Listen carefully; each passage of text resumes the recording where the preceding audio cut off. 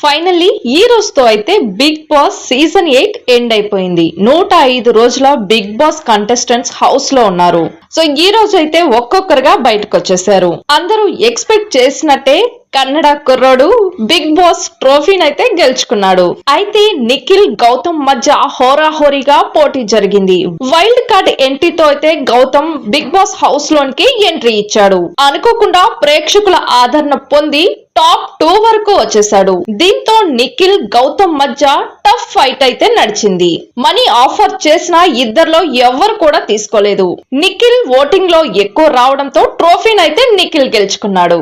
Top 5 లో అయితే అవినాష్, ప్రేరణ, నబీల్, నిఖిల్, గౌతమ్ అయితే టాప్ 5 లో ఉన్నారు. సో ఇదైతే 1 వీక్ నుంచి జరుగుతుంది, మనందరికి తెలిసిందే. విష్ణు ప్రియ వెళ్ళిపోయాక వీళ్ళైతే టాప్ 5 కంటెస్టెంట్స్ గా హౌస్ లో 1 వీక్ నుంచి ఉన్నారు. సో నెక్స్ట్ ఈ రోజు అయితే ఫైనల్ లో ఒక్కొక్కరిగా